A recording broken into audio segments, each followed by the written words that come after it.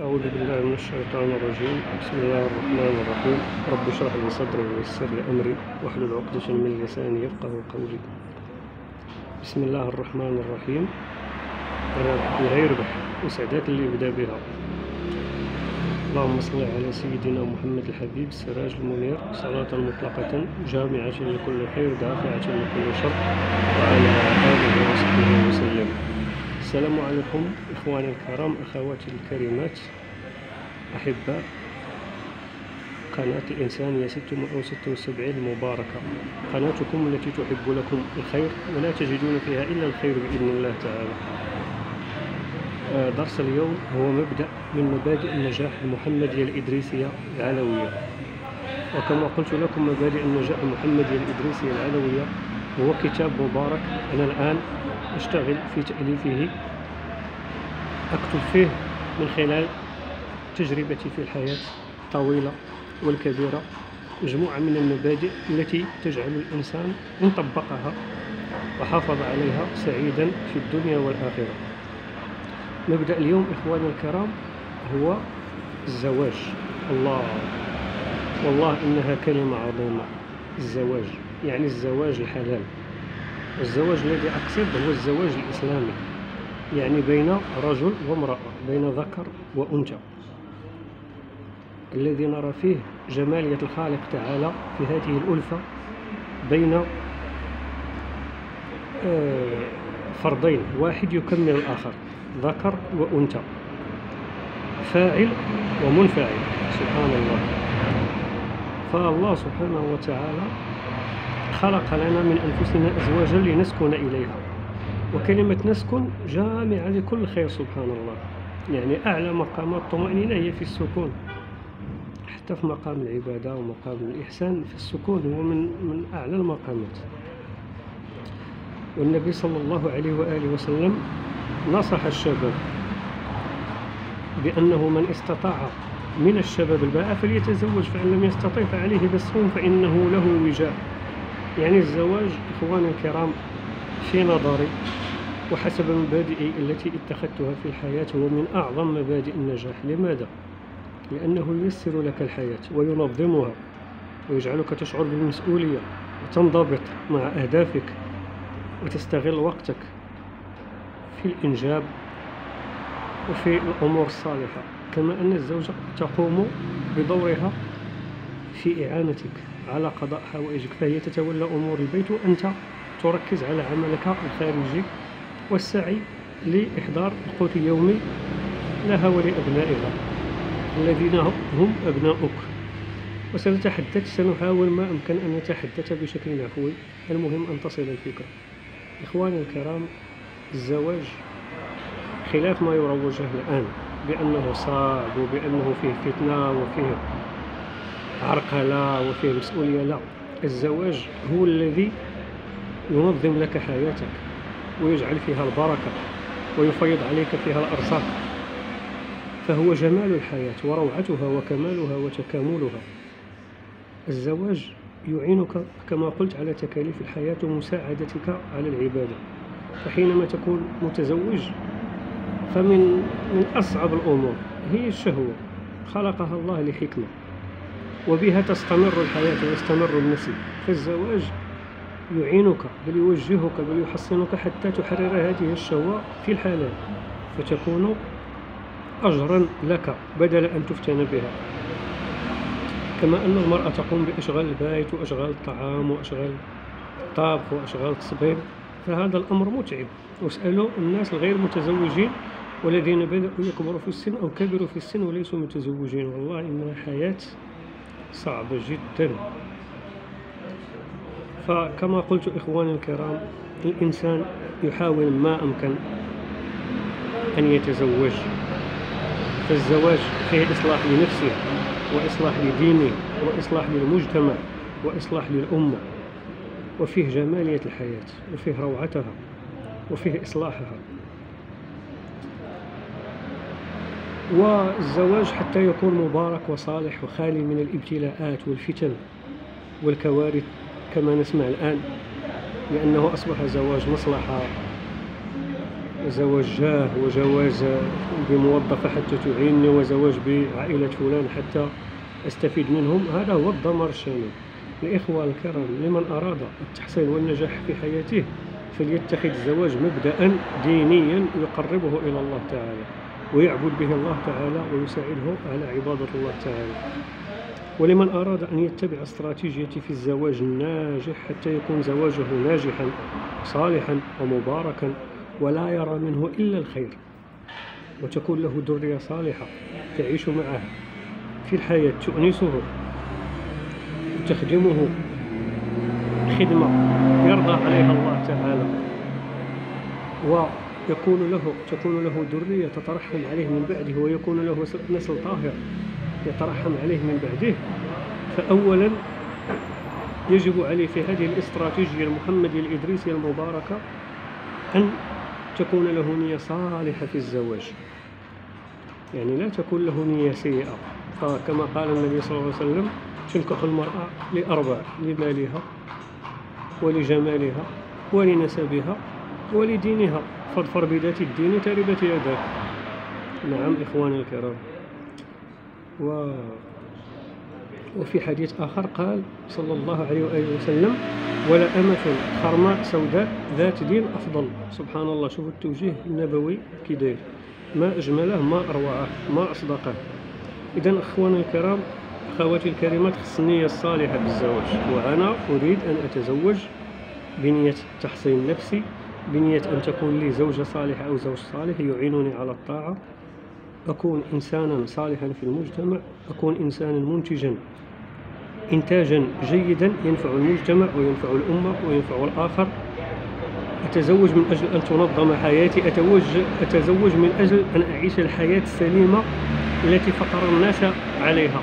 أكون صغير، أكبر، تتحرك في الشهوة. هذه الشهوة يجب أن تنظم حتى لا تسير بمسار سلبيا أو خاطئا أو مدمرا أو شيطانيا. أوجه التوجيه الملائكي العلوي الإحساني الإيجابي، ألا وهو الزواج، حتى أستفيد من طاقة هذه الشهوة وتكون في حقي صدقة، وأتزوج وأحررها في الحلال، فأكون ممن تجلى فيهم الله تعالى بحكمته بأن تستمر الحياة بالتناسل. وهذا التناسل يجب أن يكون في طاعة الله، يعني في دائرة الحلال، يعني بالزوج الصالح والزوجة الصالحة. هذه هي النية الصالحة، يعني يكون فيها نية تحصين، نية بناء أسرة مسلمة منتجة للخير نافعة للمجتمع. ثم الأمر الثاني هو إذا أردت أن يكون زواجي صالحا بزوجة صالحة أو بزوج صالح، فأنا لا أعرف نية هذا الشخص حتى وإن كان في ظاهره التدين أو الأخلاق الحسنة، يعني ولا بد ما دام لدي مشروع إصلاحي وخيري ومبارك في الزواج، يجب علي أن ألجأ إلى الله تعالى حتى يختار لي هذا الزوج الصالح أو هذه الزوجة الصالحة من خلال صلاة الحاجة. أصلي أكثر من مرة، يعني حينما تتحرك فيك رغبة الزواج تبدأ تصلي صلاة الحاجة بنية إيجاد المرأة الصالحة أو الزوج الصالح القادر أو القادرة على هذه المسؤولية المباركة، ألا وهي بناء مجتمع سليم فيه زوج وزوجة، امرأة ورجل، بنية أن يكون هذا الزواج لله، وأن تيسر لهم الحياة الطيبة في العبادة وفي الذرية الصالحة وفي تربية الأبناء على طاعة الله وعلى خدمة المجتمع وعلى الإنتاجية الإيجابية العلوية للمجتمع، وهكذا. يعني لما تصلي صلاة الحاجة فأنت وكلت الله تعالى حتى يختار لك الزوج الصالح أو الزوجة الصالحة. ثم لما تشعر بأن الله تعالى قد وجهك واختار لك الزوج الصالح أو الزوجة الصالحة، عندما تريد أن تقبل على خطبة هذه المرأة أو أختي الكريمة، حينما يأتيك رجل فولا بد لك أن تصلي صلاة الاستخارة في هذا الرجل أو في هذه المرأة المراد الزواج بها، يعني هل فعلا هي التي تم اختيار رب لها أم لا؟ ثم بعد ذلك سترى العجب العجاب من التيسير. إن قمت بهذه الخطوات الثلاث في هذه الاستراتيجية المباركة، والله ستسعد بزوج صالح بزوجة صالحة، وستسعدين بزوج صالح، وستعيشون حياة راقية وعلوية جدا إن كنت موظف ستعينك على وظيفتك، إن كنت تاجرا ستعينك على تجارتك، إن كنت صاحب مقهى ستنظم لك حياتك، ستعيش حياة منظمة جدا، وستجد بركة الزواج أثناء الزواج، لكن قبله بالنية الصالحة التي ذكرت لكم، وباتخاذ الاستراتيجية التي وضعت لكم. فيها 3 أركان رئيسية: النية الصالحة للزواج، وليس النية الفاسدة كطمع أو شيء ما من هذا القبيل. ثانيا صلاة الحاجة، طلبا من الله أن يتولى اختيار الزوج أو الزوجة الصالحة المناسبة لك. ثالث أمر هو صلاة الاستخارة في هذا الإنسان الذي سأكمل معه حياتي، سواء كان رجل أو امرأة. يعني الرجل بالنسبة له مرأة، والمرأة بالنسبة لها رجل. هكذا إخواني الكرام. ثم بعد ذلك بعد الزواج تبدأ مرحلة أخرى يجب أن يكون فيها التفاهم والتجاوز والأنس، وهذا كله ييسر بالنية الصالحة الأولى التي تزوجت عليها. والله ثم والله يعني أنا بعد الزواج وجدت مشاكل كثيرة وابتلاءات ومحن في الحياة، لكن ولله الحمد زوجتي عاشت معي هذه التجارب وهذه الابتلاءات، وكانت رحمة في حقنا، لأن النية التي كانت لي في الأول هي التحصين، هي إرضاء الله تعالى، هي أن تعينني زوجتي على طاعة الله وعلى طلب العلم وعلى القوت الحلال. وهكذا هناك من يقول بأن المرأة تشغل وبأن كذا، فذاك رأيه، ربما له توجهات أخرى، ربما تركيزه كله على المال أو على شيء ما. لكن إذا كانت نية صالحة من الزواج فإنها تعينك على جلب المال وعلى التجارة وعلى المشاريع وعلى طلب العلم وعلى كل شيء. وصراحة أنا من أحسن القرارات التي اتخذتها في حياتي وفي وقت صعب جدا ما كان لأحد أن يتزوج فيه هو قرار الزواج. وأنا مدين بشدة لأم زوجتي صراحة، التي تستحق مني كل الشكر والتقدير، التي أعانتني في هذا الزواج وباركته وساهمت في نجاحه وفي صلاحه. فأسأل الله العظيم رب العرش العظيم أن يجعل هذا في ميزان حسناتها دنيا وآخرة. الكثير من الناس عارضوني، لماذا؟ لأنهم كانوا يستغلونني، كنت أنفق عليهم وأساعدهم، وسبحان الله بدل أن يساعدوني عرقلوا للزواج. لماذا؟ مخافة توقف مساعداتي لهم، وهذا عين الجهل. بالعكس، فالواجب أن تعينني على ما هو فيه صالحي، لأنني كنت أعينك على ما هو في صالحك. ولكن للأسف هناك من يفهم وهناك من لا يفهم، هناك من هو قريب من الله وهناك عكس. فأنصح إخواني الكرام أخواتي الكرام وأحذر من العائلات التي تعرقل الزواج لأبنائها وأفراد عائلتها من غرض الاستغلال، فإنها بذلك تعصى الله تعالى وتدمر المجتمع والأمة، وليس ذلك الشخص أو تلك الفتاة فقط. ثم أهنئ لمن يسر الزواج لمن يريد الزواج من أبنائه أو بني عمومته أو عائلته بنية الإصلاح وتحسين النفس. هذا ما لدي إخواني الكرام باختصار. الزواج نعمة، الزواج بركة، الزواج يساعد على تحقيق الأهداف، الزواج سكينة، الزواج طمأنينة، الزواج استقرار. جيد. ففكروا في الزواج لكن بالأركان التي نصحتكم بها: النية الصالحة من الزواج، ثم اتخاذ الاستراتيجية التي أركانها 3 من أجل الزواج، ألا وهي النية الصالحة من الزواج، وليس نية سيئة كالطمع أو كالاستغلال أو كالاستعباد أو شيء ما من هذا القبيل، وأن أعطي لزوجي حقه وأن أعطي لزوجتي حقها. ثم صلاة الحاجة بنية أن يوجهك الله إلى الشريك الصالح أو الشريكة الصالحة. ثم صلاة الاستخارة بنية حسن الاختيار. فزواج مبارك سعيد إخواني الكرام. ومن وصله هذا الفيديو فليدعوا لي بالخير. فأنا الآن كنت جالس في المقهى، شربت كأس قهوة وأردت أن أتحاور معكم كأنكم جالسون معي، لأنكم إخواني وأخواتي في الله. وحاولوا أن تعطروا حياتكم، فرأيتم ذلك العطر وذلك التسبيح